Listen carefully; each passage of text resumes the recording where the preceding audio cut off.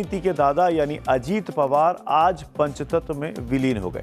बारामती में हजारों हजार कार्यकर्ताओं, प्रशंसकों, मित्रों और परिजनों के बीच उनका अंतिम संस्कार संपन्न हुआ।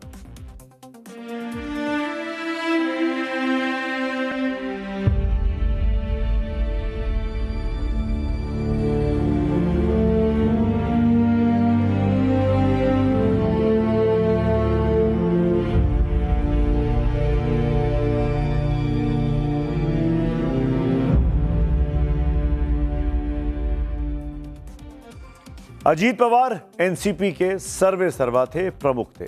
इसीलिए सबसे बड़ा सवाल यही है कि अब पार्टी की बागडोर किसके हाथों में होगी। एनसीपी के खेमे से कोई उप मुख्यमंत्री बनेगा क्या फडणवीस सरकार में, और बनेगा तो कौन बनेगा?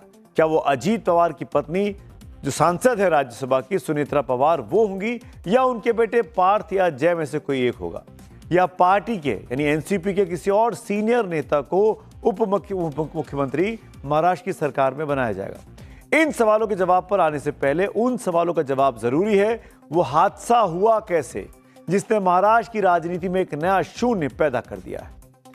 अब इस बात की जांच होगी कि उस वक्त मौसम की स्थिति क्या थी जब ये विमान हादसा हुआ।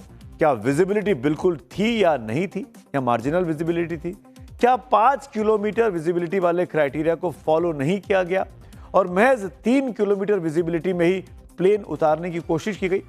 आखिर पायलट की कोशिशों में कहां कमी रह गई जो पहली बार असफल लैंडिंग के बाद दूसरी लैंडिंग हुई भी तो विमान क्रैश हो गया?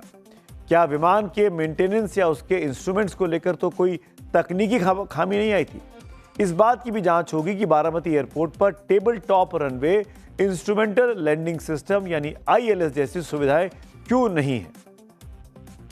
और फिर आखिर उन अंतिम 26 मिनट के घटनाक्रम की भी जांच होगी, जैसे एटीसी से संपर्क, को पायलट शांभवी पाठक का ओ शिट जैसे आखिरी शब्द के जरिए पूरे घटनाक्रम की सही से पड़ताल होनी चाहिए ताकि सही तस्वीर सामने आ सके। DGCA, aircraft accident investigation bureau और फॉरेंसिक टीमों ने आज क्रैश साइट का मुआयना भी किया और विमान के मलबे और ब्लैक बॉक्स से संबंधित साक्ष्य को जुटाया है। अब बात करते हैं महाराष्ट्र की राजनीति की, एनसीपी की राजनीति की और पवार परिवार की राजनीति की।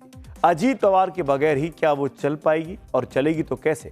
एनसीपी के सर्वे सर्वा अजीत पवार अब नहीं है, वो सब कुछ हुआ करते थे।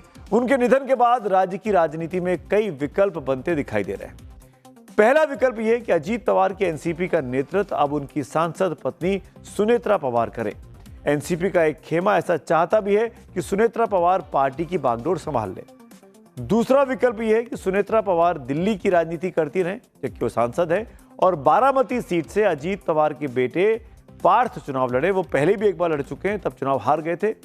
इस बार हमदर्दी का वोट उनको मिल सकता है, चुनाव जीत सकते हैं, और वैसे में पार्थ पवार को डिप्टी सीएम तक बनाया जा सकता है। तीसरा विकल्प यह कि अजीत पवार और शरद पवार की एनसीपी एक हो जाए।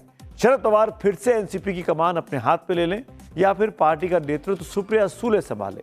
दोनों परिवारों ने हाल ही में अपने गढ़ पुणे और पिंपरी चिंचवाड़ में नगर निगम के चुनाव एक साथ मिलकर लड़े थे, तभी ये अटकलें भी थी कि दोनों एनसीपी एक होने वाली है।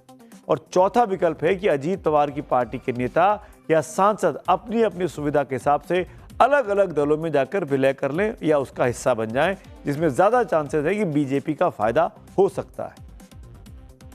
एक तो लोग मान रहे हैं क्या दोनों धड़े अब इकट्ठे हो जाएंगे? क्या शरद पवार, हालांकि उनकी तबीयत ठीक नहीं है, ठीक से बोल भी नहीं पा रहे हैं और बहुत ही मतलब दिखे आज, तो बहुत दुख भी लगा ऐसी खबर उनको मिली, क्योंकि उन्होंने अजीत पवार को ग्रूम किया था। तो और बाद में डिफरेंसेस हुए और उन्होंने 2023 में पार्टी अलग हो गई, ये तो सब हम जानते हैं। तो क्या शरद पवार ऐसी पहल कर सकते हैं? लेकिन ये भी एक मानने की चीज है कि अगर वो यूनाइटेड एनसीपी एनडीए के साथ जाने का निर्णय करती है तो शायद वो इकट्ठी रह सकती है। अगर वो नहीं करती है तो 80-90% अजीत पवार के एमएलए बीजेपी के साथ जाना चाहेंगे। शरद पवार जी जो भी फैसला लेंगे वो सबको मानना पड़ेगा। और इस पार्टी को आगे जाने के लिए रोहित पवार या सुप्रिया सुले हो या सुनेत्रा पवार हो, ये और पार्टी के बाकी भी जो लीडर है उनको ही एक साथ आके फैसला लेना पड़ेगा, तभी ये पार्टी महाराष्ट्र में आगे अच्छा मतलब सफर तय कर सकती है। तो सुना आपने एक्सपर्ट की क्या राय है। हालांकि कुल मिला के कंफ्यूजन है कि एनसीपी का भविष्य क्या होगा। एनसीपी के पास सांसद भी हैं, विधायक भी हैं और अच्छा खासा बड़े बड़े नाम है। प्रफुल्ल पटेल जैसा नाम, छगन भुजबल जैसा नाम, अनिल देशमुख जैसा नाम, सुनील तटकरे जैसा नाम। ये नेता क्या करेंगे? खैर, अब बात आ गई है पब्लिक व्यू की। कार्यक्रम के आखिर में आ गया हूं। आज सबसे पहला कमेंट एनसीपी को लेकर जो आया है वही दिखा देता हूं। जितेंद्र यादव है, ये लिखते हैं, पोस्ट करते हैं, अजीत पवार के तौर पर महाराष्ट्र ने एक दिग्गज नेता खो दिया है। एनसीपी को झटका लगा है और शायद वो अपने पुराने और अखंड स्वरूप में आ जाए, यानी एनसीपी का दोनों का विलय हो जाए। अगला कमेंट है संध्या मिश्रा का। ये यूजीसी पर कमेंट करती हैं, नए भारत में जातियों पर आधारित भेदभाव की कोई जगह नहीं होनी चाहिए। यूजीसी नियमों पर सवर्ण समाज की आशंकाओं को सरकार द्वारा जल्द ही दूर किया जाना चाहिए। तो आपने सुना जो पब्लिक व्यू, और हम हर रोज जनता की राय जरूर इस शो में शामिल करते हैं। ये शो आपके ही आइडियाज पर, आपके राय पर हम बनाते हैं। तो आज मेरे साथ इतना ही। आपसे कल शाम 6:57 पर मुलाकात होगी। तब तक के लिए देखते रहिए नवभारत। नीति के दादा यानी अजीत पवार आज पंचतत्व में विलीन हो गए। बारामती में हजारों हजार कार्यकर्ताओं, प्रशंसकों, मित्रों और परिजनों के बीच उनका अंतिम संस्कार संपन्न हुआ।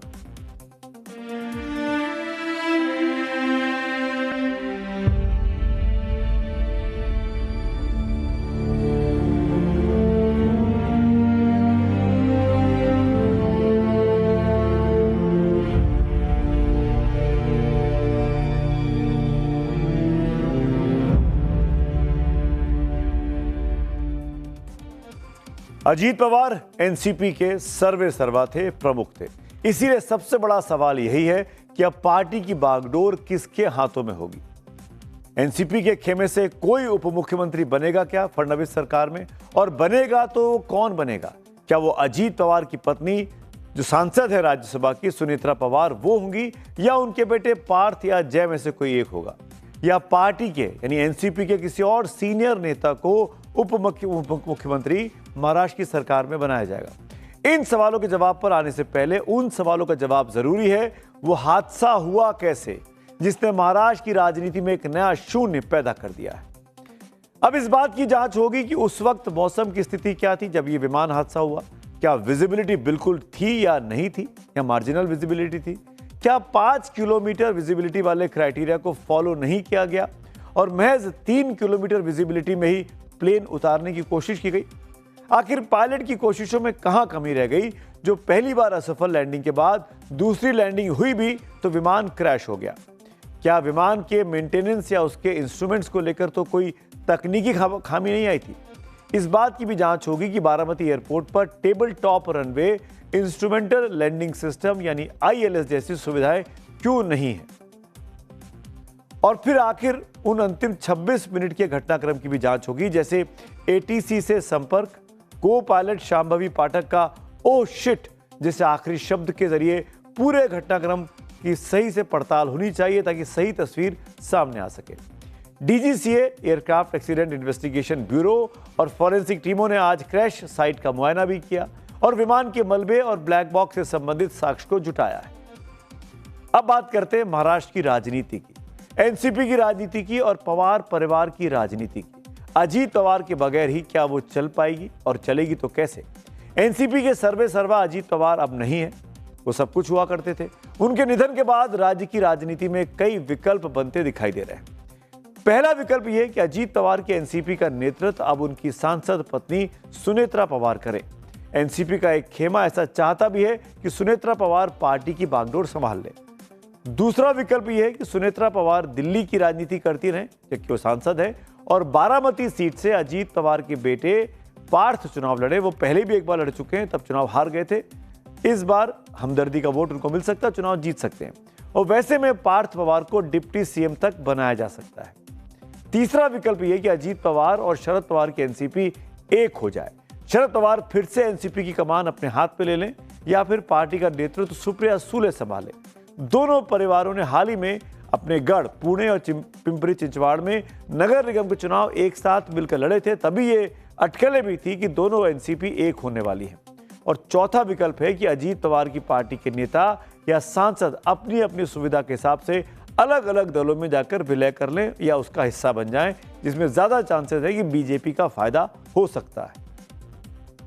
एक तो लोग मान रहे हैं क्या दोनों धड़े अब इकट्ठे हो जाएंगे? क्या शरद पवार, हालांकि उनकी तबीयत ठीक नहीं है, ठीक से बोल भी नहीं पा रहे हैं और बहुत ही मतलब दिखे आज, तो बहुत दुख भी लगा ऐसी खबर उनको मिली, क्योंकि उन्होंने अजीत पवार को ग्रूम किया था। तो और बाद में डिफरेंसेस हुए और उन्होंने 2023 में पार्टी अलग हो गई, ये तो सब हम जानते हैं। तो क्या शरद पवार ऐसी पहल कर सकते हैं? लेकिन ये भी एक मानने की चीज है कि अगर वो यूनाइटेड एनसीपी एनडीए के साथ जाने का निर्णय करती है तो शायद वो इकट्ठी रह सकती है। अगर वो नहीं करती है तो 80-90% अजीत पवार के एमएलए बीजेपी के साथ जाना चाहेंगे। शरद पवार जी जो भी फैसला लेंगे वो सबको मानना पड़ेगा। और इस पार्टी को आगे जाने के लिए रोहित पवार है, सुप्रिया सुले हो या सुनेत्रा पवार हो, ये और पार्टी के बाकी भी जो लीडर है उनको ही एक साथ आके फैसला लेना पड़ेगा, तभी ये पार्टी महाराष्ट्र में आगे अच्छा मतलब सफर तय कर सकती है। तो सुना आपने एक्सपर्ट की क्या राय है। हालांकि कुल मिला के कंफ्यूजन है कि एनसीपी का भविष्य क्या होगा। एनसीपी के पास सांसद भी हैं, विधायक भी हैं और अच्छा खासा बड़े बड़े नाम है। प्रफुल्ल पटेल जैसा नाम, छगन भुजबल जैसा नाम, अनिल देशमुख जैसा नाम, सुनील तटकरे जैसा नाम। ये नेता क्या करें? खैर, अब आगे आ गई है पब्लिक व्यू की। कार्यक्रम के आखिर में आ गया हूं। आज सबसे पहला कमेंट एनसीपी को लेकर जो आया है वही दिखा देता हूं। जितेंद्र यादव है, ये लिखते हैं, पोस्ट करते हैं, अजीत पवार के तौर पर महाराष्ट्र ने एक दिग्गज नेता खो दिया है। एनसीपी को झटका लगा है और शायद वो अपने पुराने और अखंड स्वरूप में आ जाए, यानी एनसीपी का दोनों का विलय हो जाए। अगला कमेंट है संध्या मिश्रा का। ये यूजीसी पर कमेंट करती हैं। नए भारत में जातियों पर आधारित भेदभाव की कोई जगह नहीं होनी चाहिए। यूजीसी नियमों पर सवर्ण समाज की आशंकाओं को सरकार द्वारा जल्द ही दूर किया जाना चाहिए। तो आपने सुना जो पब्लिक व्यू, और हम हर रोज जनता की राय जरूर इस शो में शामिल करते हैं। ये शो आपके ही आइडियाज पर, आपके राय पर हम बनाते हैं। तो आज मेरे साथ इतना ही। आपसे कल शाम 6:57 पर मुलाकात होगी। तब तक के लिए देखते रहिए नव भारत।